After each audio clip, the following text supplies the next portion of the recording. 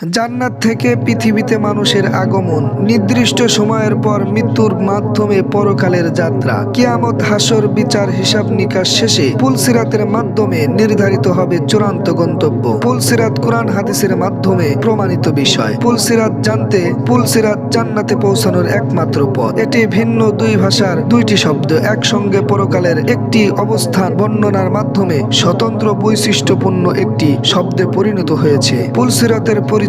পুল শব্দটি ফার্সি, এর অর্থ সেতু। সিরাত আরবি শব্দ, এর অর্থ রাস্তা বা পথ। জাহান্নামের ওপর নির্মিত সেতুকে পুলসিরাত বোঝানো হয়েছে। হাসরের ময়দানে জান্নাত ও জাহান্নাম হাজির করা হবে। জাহান্নামের উপর স্থাপন করা হবে পুলসিরাত। এর শেষ প্রান্তে থাকবে জান্নাত। এটি হাসরের ময়দান থেকে জান্নাত পর্যন্ত বিস্তৃত থাকবে। হযরত আবু সাঈদ কুরদি রাদিয়াল্লাহু তাআলা আনহু পুলসিরাত সম্পর্কে বর্ণনা করেছেন। আল্লাহর রাসূল সাল্লাল্লাহু আলাইহি ওয়াসাল্লাম ইরশাদ করেছেন, পুলসিরাতকে এনে জাহান্নামের উপর রাখা হবে। আমরা বললাম, ইয়া রাসূলুল্লাহ, পুলসিরাত কি? তিনি বললেন, পুলসিরাত বড় পিচ্ছিল হবে, তার উপর আকশি ও আকড়া থাকবে, আরো থাকবে প্রশস্ত কাটালো, যার কাটাগুলো হবে বাঁকানো। এ ধরনের গাছ নাজত এলাকায় হয়, যাকে সাদান তথা কাটাদার গাছ বলা হয়। মুমিন তার পুলসিরাতের উপর দিয়ে চোখের পলকে বিদ্যুতের ন্যায় বাতাসের মতো ও উন্নত মানের দ্রুতগামী ঘোড়ার মতো দৌড়ে পার হয়ে যাবে। কিছু লোক নিরাপদে নাজাত প্রাপ্ত হবে,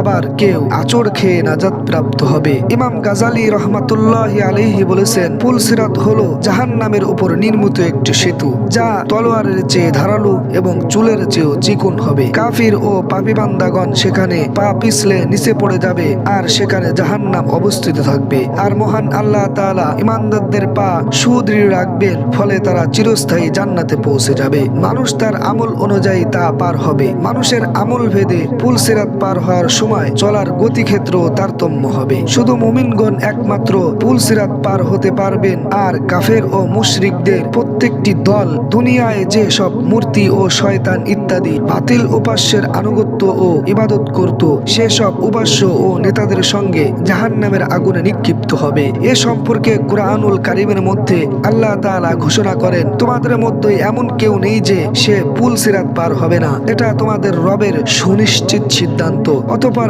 আমি পরহেজগারদের মুক্তি দেব, আর জালেমদেরকে সেখানে নতজানু অবস্থায় ছেড়ে দেব। আয়াতের আলোকে এ কথা স্পষ্ট হয় যে প্রত্যেক মানুষকেই জান্নাতে যাওয়ার জন্য এই অন্ধকারাচ্ছন্ন ভয়াবহ পথ পুলসিরাত অতিক্রম করতে হবে, কারণ সেটাই হবে জান্নাতে পৌঁছানোর একমাত্র পথ। প্রত্যেক মানুষকেই এই পুলসিরাত অতিক্রম পরীক্ষায় সম্মুখীন হতে হবে। যারা বিনা বাধায় তা অতিক্রম করতে পারবে তারাই সাফল্য কাম হবে, কেননা পুলসিরাতের পর জান্নাতের অবস্থান। আল্লাহ তাআলা পুলসিরাত অতিক্রমে মুত্তাকিদের মুক্তি দেবেন, আর যারা সীমালঙ্ঘনকারী অত্যাচারী তাদের অসহায় অবস্থায় ছেড়ে দিবেন জাহান্নামের মধ্যে। অথবা বাকি থাকবে যারা প্রকাশ্যভাবে আল্লাহর ইবাদত করত, চাই তারা সত্য হোক বা মুনাফিক হোক, এদের জন্য জাহান্নামের উপর পুলসিরাত রাখা হবে। আর মুনাফিকদের সিজদা ও মুমিনদের নূর থেকে বঞ্চিত করে মুমিনগণ থেকে আলাদা করা হবে। মুমিনরাই সম্মানের সঙ্গে দ্রুততার সাথে পার হতে পারবে। তারপর পর্যায়ক্রমে কর্ম অনুযায়ী পুলসিরাত পার হতে হবে। মনে রাখতে হবে, সব মানুষকে পুলসিরাতের সম্মুখীন হতে হবে, আর যারা অবাধ্য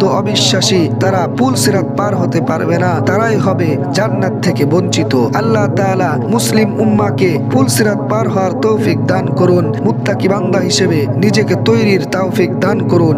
আমিন।